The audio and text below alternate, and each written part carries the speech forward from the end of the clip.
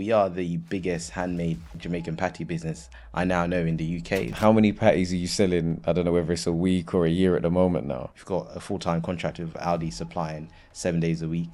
In the first month, we'd sold about 237,000 patties within Aldi. If I'm getting a patty in London, there's a good chance that it's a Flake Bake patty. Yeah. Why is it that when we talk, you still are interested in investing in property?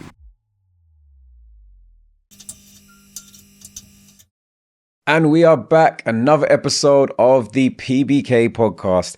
As always, we bring you a very special guest. Now, for some of the more recent episodes, we've pivoted slightly. Obviously, we're talking all things property, but I'm getting some real business people on board to talk about their experience in business and how they've transitioned into property and why property still interests them. So today, I'm joined by Mike. Mike, how you doing? Kazy, thanks for having me, man. I'm good. A bit tired, but I'm here. Listen, he's committed. Day after coming back from Jamaica, straight here. And look, we met earlier this year, I believe. Yeah, top 25. Yeah, so look at that. Yeah. Plugged himself from early. Top 25 We have to. HSBC, in terms of entrepreneurs to watch of 2024, which was amazing to obviously meet you as part of that 2024 cohort. And just finding out about your business and what you've been able to achieve. I just think, for me, it's really important to get business people outside of just property people in this space, because there's a lot of people that want to get into the property space, but maybe don't necessarily focus on their business as much as they should to start with. But I think you've definitely done that. So Flake Bake, for those who don't know, tell us like what they do and where you guys came from. Flake Bake, you hear bake, it's a bakery business. So we are a Jamaican patty manufacturer based in Southeast London. We started in 2012. It was me and my dad, straight out of uni. Before, my dad used to have a Caribbean takeaway called Caribbean Spice, where we break bread, bun, bulla, anything Jamaican, as well as we sold Caribbean food. And so, having worked with him throughout college, I always kind of had this idea of potentially working with him, but naturally I wanted to go into banking because I was studying economics and politics. But in the end, I decided to team up with him to start a patty business. Why did I choose patties? It was because I saw people like Levi Roots in the food game, and he was killing it from 2007 or 2008 on Dragon's Den. And then people like Bolt, he was so popular that everybody wanted to wanted a taste of the Caribbean because of the things that he was doing.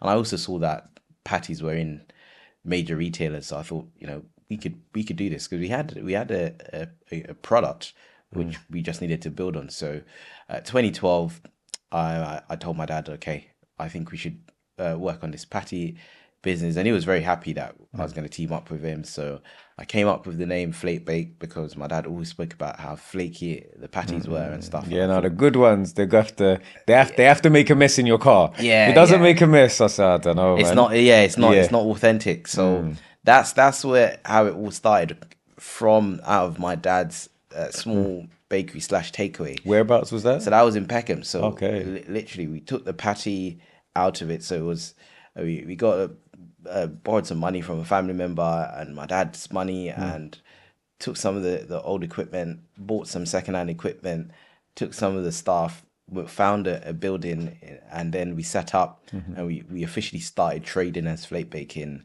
2013. So our patties are all handmade. So authentic handmade Jamaican patties being made by some of the best guys I've ever seen make patties. A lot of them making patties since they were living in Jamaica, even 20, 30 years ago. And 12 years later, we are the biggest handmade Jamaican patty business I now know in the UK. We supply 20,000 handmade patties a week to Caribbean takeaways and shops. So if I'm getting a patty in London, there's a higher chance that it's a Flake Bake patty. Yeah, but people probably wouldn't have known, because you go into a Caribbean takeaway, you buy a patty, you normally think it's made by them. And you have a few that make a Jamaican patty. It's literally just a handful. And you have some good ones out there, but we are the leading handmade one. But I guess what's really brought us to kind of fame was two things this year. We had a viral video with Eating with Todd, and that had 2 million views in 4 days, where people were seeing how our handmade process. I saw. Do you know what? Now you've said that, you know, when you get the click, and I did see that on TikTok. Yeah, that one went super viral. Where they came down to like your warehouse and actually saw. Is that the one? They saw Yeah, the mass yeah. So production of the of actual. how the patties are Yeah. made. So we did that twice. So the first person that did that, and I had to give big her up because we were good friends, Fia, Diner and Date Nights. When she came down, we didn't really have any followers. She gave me my first 1,000 followers, and I thought, now this is unbelievable because when she came in September last year, when we just set up Instagram, I reached out to a few people. I didn't really use it. I never had it before, so I was like, let me see who's an influence on this and who's talking about food. So I reached out to her and she was cool. We spoke. She came down like 2 days later, and people just kept turning up after she posted the video. People were like reaching out, asking more about our patty business.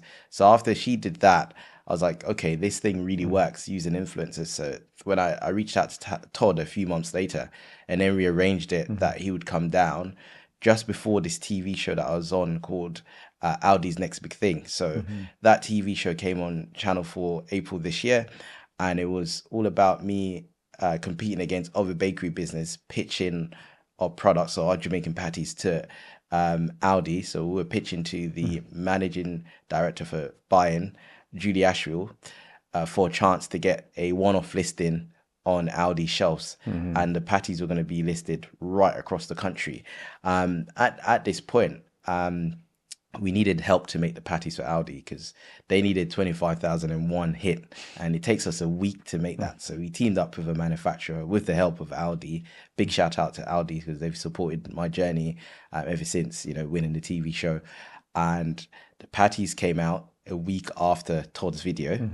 So there was a lot of hype around the company already because everyone's like, where are these guys? Who are, how can we get these Yeah, because patties? that's what happens, and that's so crazy that the stars all just aligned like that. Trust Because me. what happens a lot of the time with these viral food videos is, you see someone be like, "Oh, this spot like is amazing," but because they don't have the capacity to 10x overnight, Yeah. you just end up with queues and they can't actually service the demand. The good thing was our business was a B2B business. So we're supplying volumes of 20,000 a week. So we're supplying to takeaways and stuff. So when Todd's video came out, we had patties available. So that was fine because Yeah, people come to buy individuals. If anything, it was slowing our processes yeah, down because instead of selling like one of our normal customers, business customers, 200 or 300 patties, we're having to do one, two. But we welcomed it because yeah. we were gaining traction from it.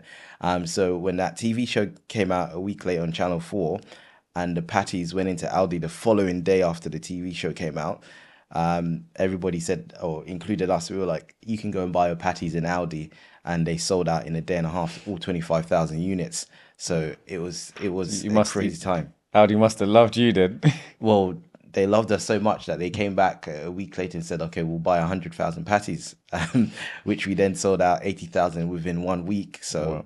it was such a interesting moment because we went from being in business for 12 years where only the businesses that we were selling to and like local people that had the patties and probably went to the business said, where can I buy these patties in bulk? And they told them about us. No one really knew us outside of that.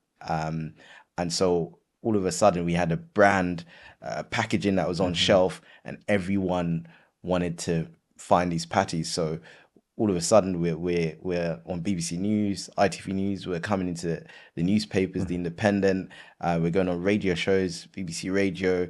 Even last week, 2 weeks ago, we hosted the entire BBC Radio 5 live Wake Up to Money show in our bakery. Oh, We had amazing. all the guests, all the top guests and experts coming into a bakery at 5 a.m. to give their thoughts on the budget, as well as us and my Well, workers. So this is how much we kind of expanded, because after all the sellout that's happened, we ended up getting, well, only one this year actually from the TV show, because there were 6 winners in 6 different categories, like party food and drinks. We were in the bakery category, so we won. We actually got a contract in the end with Aldi, so you can go and buy a Flake Bake beef patty in Aldi 7 days a week, because we now supply 1,000 Aldi, so all the Aldi UK stores nationwide every day now. Wow. No, that's amazing. I want to go back to a few things you said earlier on in the journey. So, when you first have done the transition, so you've gone from, okay, we've got more of a kind of standard, what you'd kind of call like a mom and pops, like bakery, sort of local, serving the local Mm, community, to then saying, actually, we now want to kind of go into bigger business. And you said you reached out to some family friends. What was that conversation like in terms of saying, look, we've got this idea? And how much money did you actually look to raise at that point? you know what? It wasn't as hard Mm, because my dad had this business. mm, It was going. The takeaway was going, and it wasn't. We needed a building mm, first and foremost, so we needed to get a lease on a building. And at the time, the building that we found wasn't that expensive because it was in an industrial estate and probably didn't have a lot of mm, traction at that time in 2012. And we already had the product. We had a handful of customers that we were supplying to, like B2B business. mhm, Some of them are still there right now that were supplying to since 2010. And then we set up as Flake Bake. We continue to mhm, supply them. So it was slightly different from I've got a business mm, idea. We were doing the business, but the concept was slightly different because we weren't going to have a shop front. mhm, It was just a warehouse where we were making the product or a unit that we were going to make the product from. But what I was saying to my cousins, like, I will give you that money back, And my dad, he trusted me enough to say, like, if my son's going to do this, I mm, believe it will work because as a team, he's the one with the university degree, and I'm the streetwise mhm, one. Put that together, it's going to be a powerful force, and it really did work. mhm, So there's a lot of confidence going into it. But I have to say, when I actually started doing it, it was a lot harder than I thought, especially getting the numbers right and realized that, we have this one product. It's difficult to run a business on it. And I needed to gain customers very quickly to try and increase the revenue to make sure I could cover the costs because I really couldn't. Even I'd get the electricity bill and it would take me like 4 weeks to clear it. And then mhm. the next bill was coming, and I was like, Jesus Christ!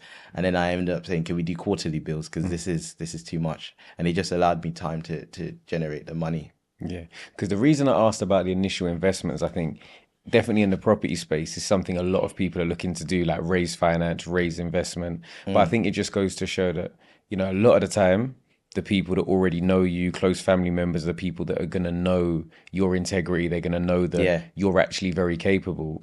But then beyond that, what you had as an added bonus was through yourself and your father doing the business, you had your proof of concept where yeah, people already believed in the product yeah, and they believe in the people.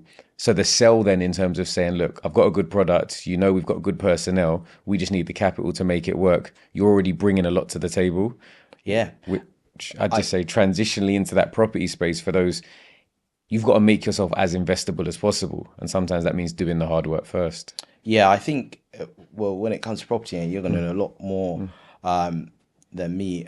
I think for that, you really have to, even if you've got multiple properties, you still have to try and convince people that this mm, particular project it's investable and this is what the mhm, vision is for it because I'm sure a lot of things can go wrong. You mhm, start knocking down a property and you discover all these problems that you didn't foresee. mhm, So with that, I think it's a bit more challenging.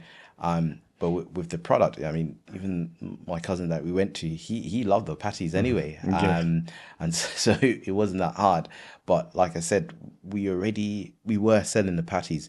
We were going to take the workers. We weren't going to have to find people to make the product because if you have to do that, and then you have to go and test it and try on the market, then I think that's a lot harder to convince people. And I'm happy to talk about more about that once we got to that stage where we were trying to scale Mhm, going from the handmade mhm, to the large scale manufacture. I think that's where the whole convincing came into play. Not necessarily investment, but trying to convince whether it's other retailers, which I'm still trying to do now, mhm, or finding a manufacturer to make the product. We struggled to get people to believe in what we did because we were going from a market where everybody knew the patty. So we're selling patties mhm, in Southeast London. People know what a Jamaican patty is. But then you try and take it nationally and you're trying to find manufacturers who probably make a Cornish pasty and they're thinking, what is this yellow looking thing? Yeah. We don't have any yellow pastry type thing.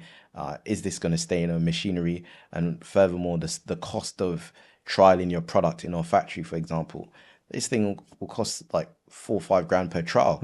Why should we do that with you? And are you even going to pay us? You don't even have a big retail contract. So that's where the convincing really started for me. And that's when I found out, well, actually, this for me is like starting a brand new business when I'm trying to scale. And I'm still on that journey now, trying to convince. We're mostly buyers now. We have manufacturing in place, but it's trying to convince other people that our patties are worth selling. Even though we're doing numbers, it's still hard to Don't worry, convince. he's promised already that I know I've definitely had a few Flake Bake patties in my time, but he's promised I'm gonna get sent a care pack. So I'm gonna Yeah, make you're gonna sure get a that care I'm pack. gonna I'm gonna send you my address. I'm gonna get a care pack of patties. So I'm gonna make sure I'm gonna give them, what I mean, my seal of approval. Scaling. I think scaling in business is, they say obviously you touched on it in terms of you could have a business that's running really well, but cash flow wise, you said with the bills come in, new overheads, cash flow is something that can often kill businesses. When you've now gone into your own space, you started to make them in house, you've got the new warehouse. At what point did you really say to yourself, like, this is working? What was like that first order quantity that came in where you said, oh, this is a proper business? Well, when we transitioned from the small bakery to the Flake Bake, when we transitioned to that, like I said, that in the early days, it was tough because you're trying to make and you can't pay all the bills. So we had to start. I remember I started delivering even on a Sunday, so we're doing 7 days a week, and it was a lot. You're making the patties, and I'm not making it. So we've got a team. The guys are really amazing. We've got a small team making the patties, and I start driving, and even when the delivery drivers finish for customer calls, I would go out because all I'm trying to do is generate more revenue to manage the cash flow. And I think it's really after 2015, so 3 years into it, that's when it started to feel like, yeah, I'm getting more control over this cash flow wise. I can pay myself better now. So it took 3 years for it to kind of stabilize for me to think, yeah, this is it. I can really push this. And there's an element of the business. So Nutting or Carnival, which is like our bread and butter. The first 3 years, yeah, that was going good. But then after I've had a few tests of that, I really understood how it works. So we supply the vendors to Notting Hill, and it was a point where if I was doing 7,000 patties, I probably need to produce an extra 3 or 4,000 for Notting Hill Just that for that same week. carnival, that For that, carnival weekend yeah, that you knew. and so that's how it started. And fast forward to this year, we had a massive campaign for Notting Hill where we made 70,000 handmade ones that went into Notting, all sold out, as well as 80,000 went into Aldi as well. So it was a massive jump from the previous year where we made 40,000 for Notting Hill. So that was one of the things that really helped the business, because you had that point in the year that if you got everything together, you got the team together, you get everybody to focus, and you got the orders in, then you just have that big bump in sales. And so yeah, 3 years in is when I realized that this could work. If you talk about the whole Audi thing, I always had a good feeling that it could work. And so as soon as I won the show, because I won it October last year, so I won it. It came out this year, but I won it you do the filming and stuff Yeah. before how it goes. And so from that point, I thought if this is going to come out on TV, then I need to capitalize and make the most of it. And that's why I set up Instagram and all that kind of stuff. So it was all strategically planned to say, I need to get followers, I need to get influencers in, I need to find the right strategic partners in advance, because once this blows, I think it could really take the business to the next level where we start doing multi-million-pound businesses and business, and that's exactly what happened. So I knew in advance that this could be a make or break moment, because prior to the TV show, I was willing to wrap up, because it's been 10 years since we've been doing this whole patty business, and I had enough. Really? We'll get to that. So at now, where are you now in terms of how many patties are you selling? I don't know whether it's a week or a year at the moment now. It's an interesting question, because once once the TV show had come out, a lot of people, our own customers in the handmade process, they're like, "What's going to happen to our supplier? Does that mean you're not going to supply us anymore, etc.?" Because Aldi's, that's a big retailer, and I said, "Oh, don't worry, we've got a manufacturer that's helping us to make the Aldi patties. Nothing changes from the handmade process."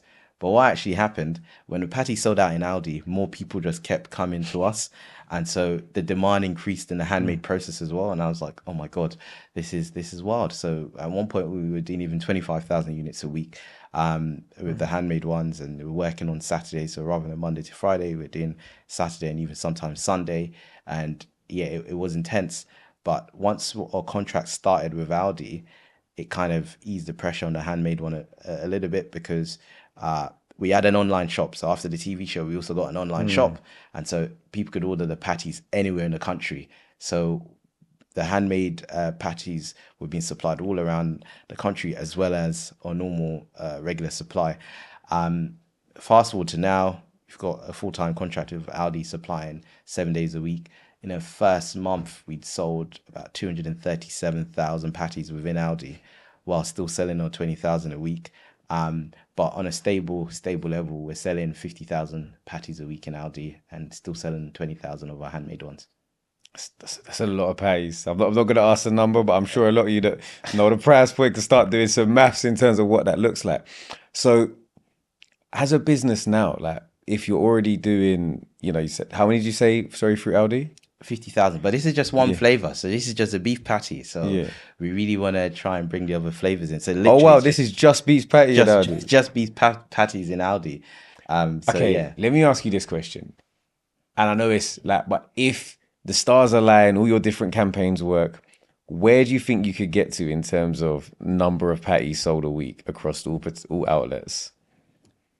what when you say across all outlets, are you saying So that like if you were to secure, whether it be like you said another retail contract, if it was to yeah. whatever kind of things you think you have in the pipeline, what does it look like for you? Where you're like, you know what, this is kind of my working number that I'd like to get to. Uh, because I want to take patties into Europe, I want to get to a space within the next 5 years. We're doing 500,000 patties a week. That's where I want to get to, because we want to really take patties across Europe in a sustained way. So not like a one-off where, so in the last couple of weeks we've had people come from the Netherlands, we've had people come from Spain that just load up with patties and they go back across to go and sell patties. But we want to have shipments going into Europe on a regular basis. US use well, over 400, about 450 million people. So that's where we want to take patties. Can we bring it into Europe sustainably? Because other people are trying, but it's not consistent. And we want to be that supplier that's doing that. And we have the manufacturing capacity to do that.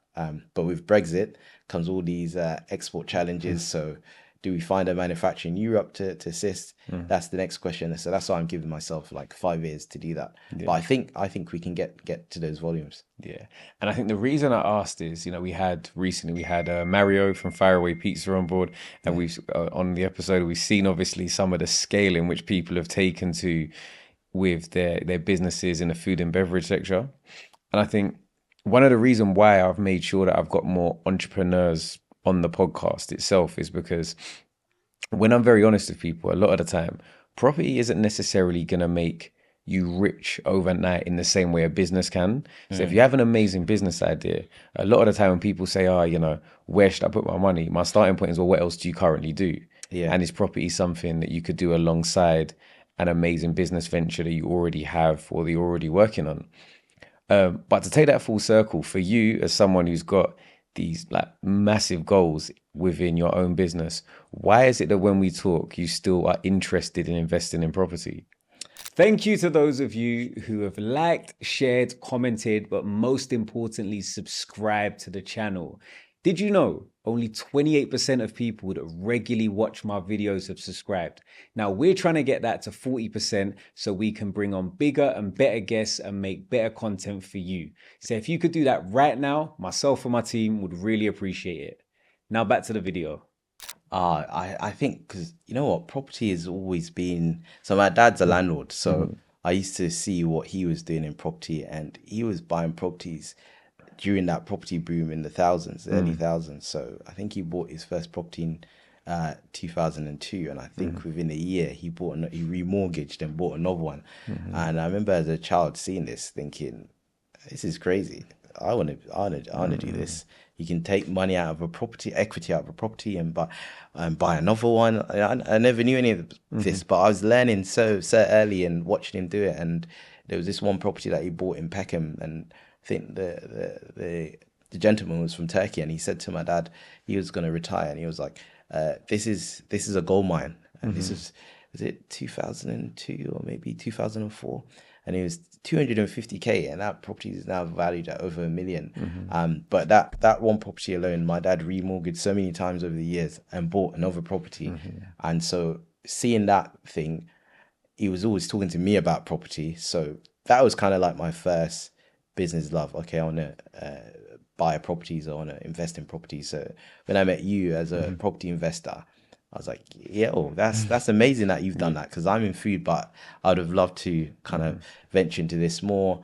So that's why I talk about it. And then, I bought properties as well. So it's more challenging, I would say, to do that than to do the patty business, because I've got a team that are dedicated and know how to make patties. I don't have a team in properties. It's just like me and my wife and stuff. I think one thing I would say in the property space is that people often overcomplicate the business, in that, like, we look at the property business like it's really different to any other type of business. In terms of when you look at making patties, you say, okay, well, what are my ingredients going to cost? What does my labor cost?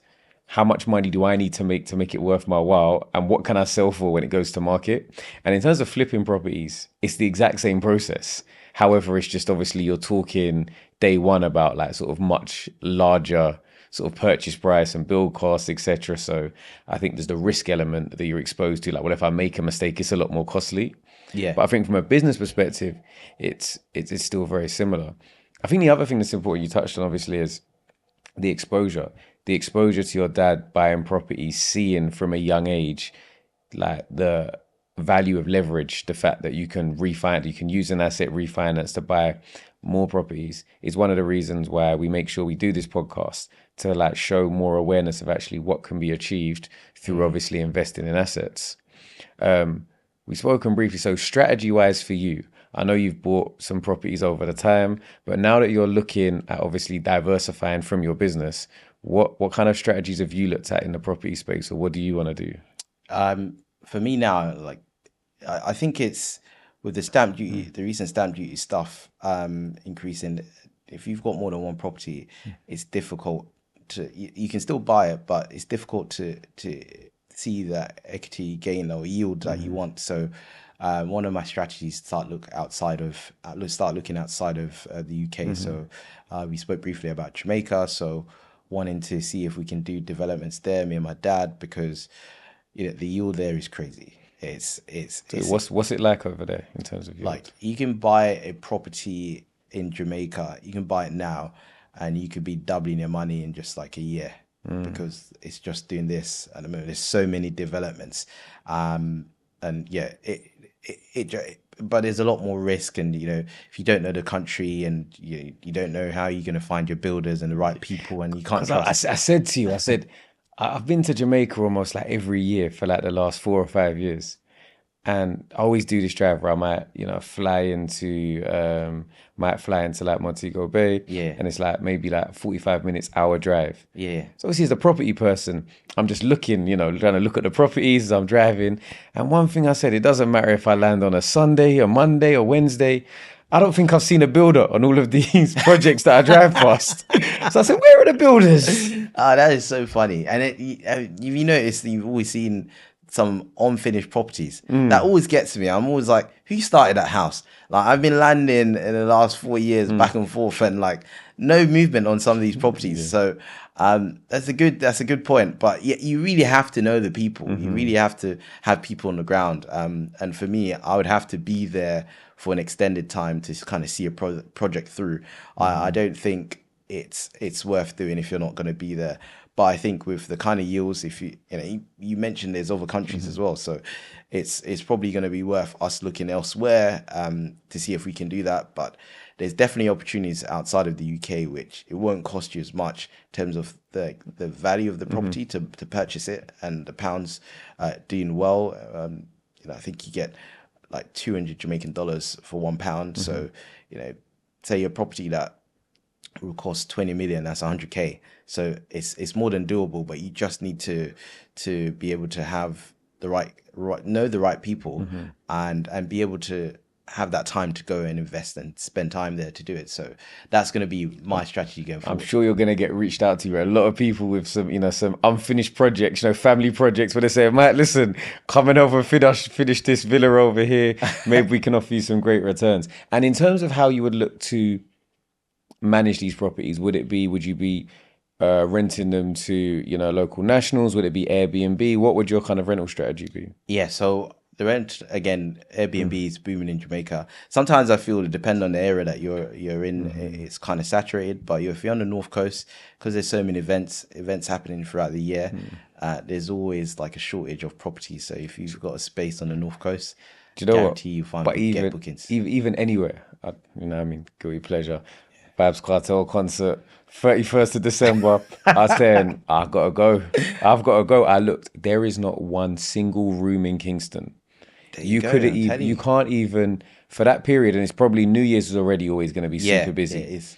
But then the fact that the concert's on as well, you are struggling right now to even rent like a shed in someone's garden, let alone a nice Airbnb. Listen, I can guarantee there's people that don't even understand Airbnb, and they've got family members setting it up for them just to rent out whatever space they've got for Whatever that they've Vibes got right Cartel now. concert. Exactly. I'm telling you. So yeah, I think yeah, that will be our first approach. But then there's also this kind of concept that where a lot of foreign nationals work in Jamaica. So whether they're working in the tourism industry or they're working in finance or whatever, or construction, their companies will find accommodations for them. So you can sign up with some of these companies and they will rent your property for 6 months, a year, whatever, and that kind of guarantees you income. So there's also that option that we're thinking about.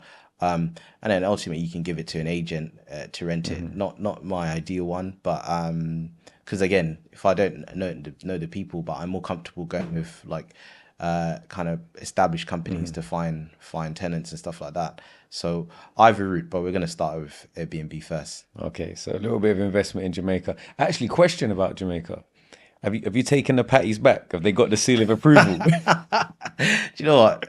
I always say this to people: taking a patty to Jamaica is like taking sand to the beach.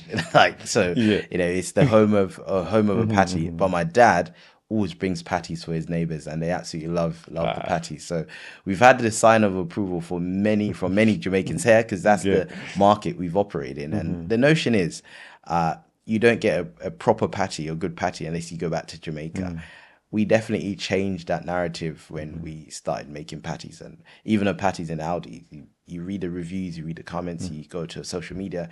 People absolutely love the Aldi patties, because even though it's being made by a manufacturer, large scale manufacturer, it's still our recipe, and we worked with them to say, okay, we're not going to use like chili, we are using Scotch bonnet. We're going to find Scotch bonnet and you're going to put it in. We're going to use a thyme or spring onions and those kind of herbs in the patty. There's no compromise on that, because these are the essence of Jamaican flavors and cooking. So that's why the patties in Aldi still taste very similar to the ones we make. So yeah, definitely had the sign of approval for many Jamaicans. That's Tell you good. that. That's good. That's a double check that. Particularly if you were going to be out there more regularly doing Airbnb, you got to make sure that they're on board as well. So throughout your journey as an entrepreneur within Flake Bake, what's been like your biggest challenge? It's a good question. And I always talk about handmade versus the kind of Audi contract, because it really does feel like two separate businesses. In the handmade one, it was obviously there's the obvious stuff. There's cash flow issues and employment, so finding people that could fit into this space. So you've got these old school Jamaican guys, and they're all speaking patois and running their jokes, and they're funny. You be around them, you're going to be laughing all day. But then when you bring someone into the team, say that's a non-Jamaican, and they're still speaking patois, I'm like, clearly the person doesn't understand you. And I found over the years, like even like, so I've got some Asian guys that work with us now, even they start speaking patois, and I find it so funny because it was that like trying to get people to fit into that team. That was very hard, but they've become more open, especially with a lot of the TV interviews and stuff happening at the bakery now. They're more open, and they speak English a lot more for people to understand them, and that makes me very happy to see it. It's more inclusive. Before, I always felt like I need to find another Jamaican, and so that was hard for me whenever I had to bring people into the team. But that's changed a lot more because we have like 4 or 5 different nationalities that work there now. And it's just become a lot more inclusive. So that was definitely one of the big challenge, trying to change that kind of mentality.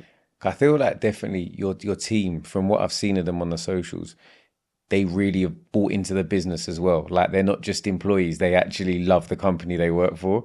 They seem like they're heavily invested in the Flake Bake ethos, in that they will be the brand ambassadors to say, you're not getting a better pay. I made this one. They personally, and there's a lot of pride in this handmade patty process, because it is you be around them, and sometimes they'll be like debating like who's the best patty maker, because they can all make a patty by themselves, and then you be, me had the best patty maker, me can make the patty the best, and they're all going, because there's a lot of pride in it. There's a lot of pride in the patties, and there's, like I said, there's a number of guys that make great patties around. There's like probably like 3 or 4 that I know of, and people are like, oh, you've got strong competition because they make patty.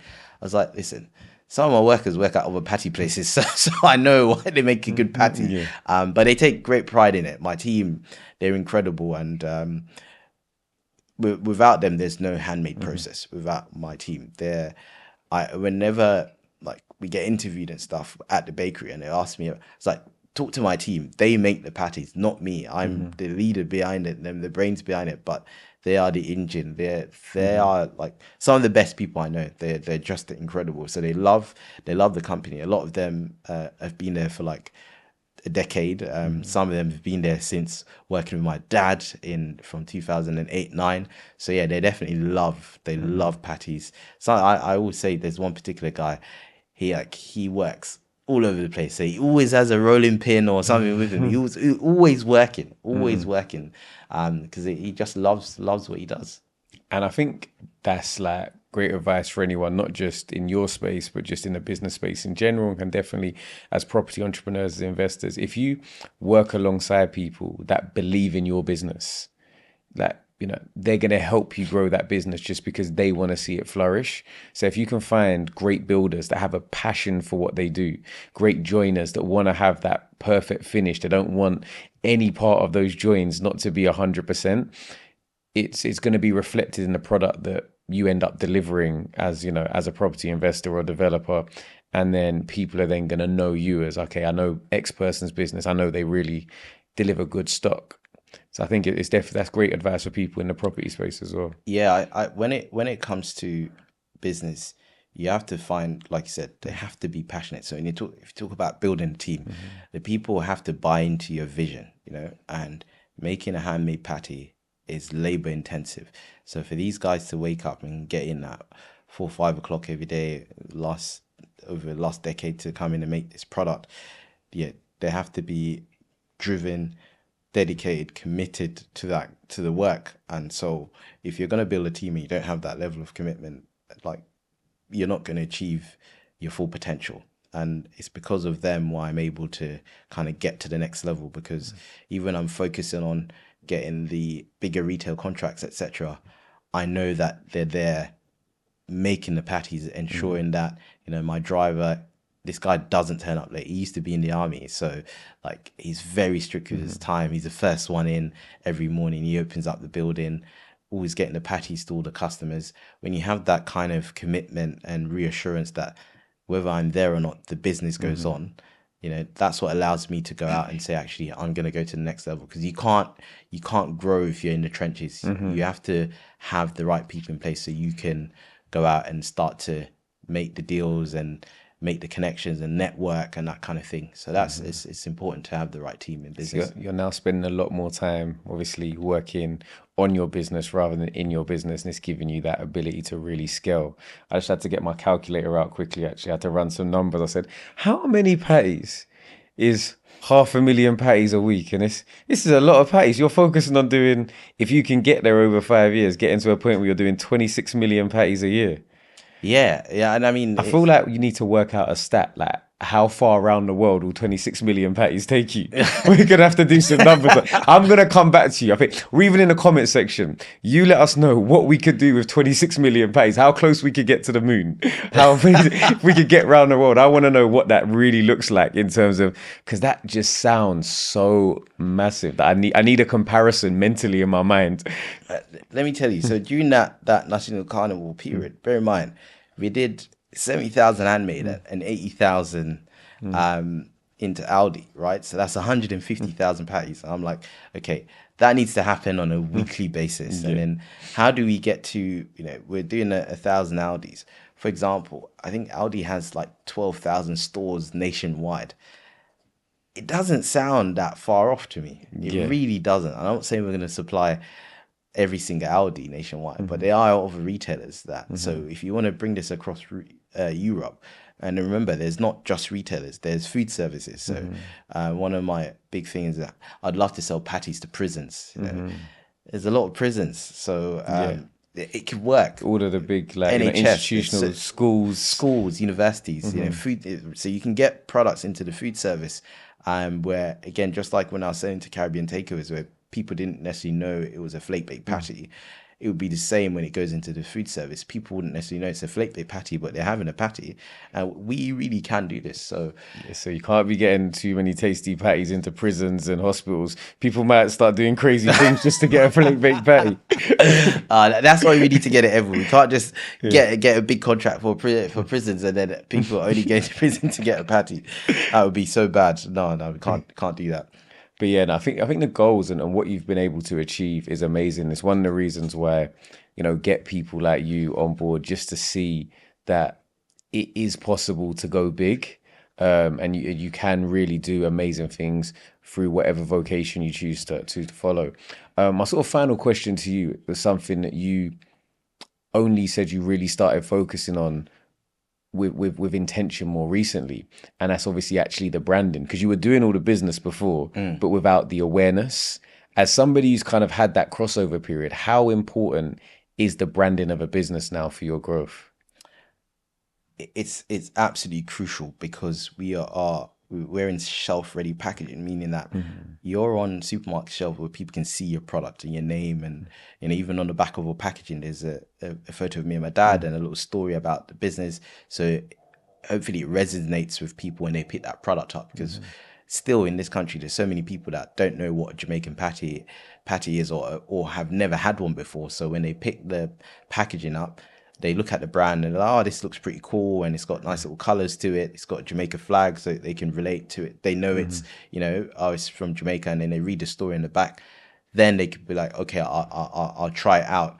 It's absolutely crucial. If you're in food manufacturing, a lot of people don't know you as a brand because you're B2B. But the minute you're going direct to consumer without a brand, you don't have a face. So once you've made that decision to be D2C, your brand is absolutely crucial. It needs to stand out, because we're not just selling, we're not just in the patty space, we're in the pastry or pastry industry. So or we have to be visible. You just have to be visible.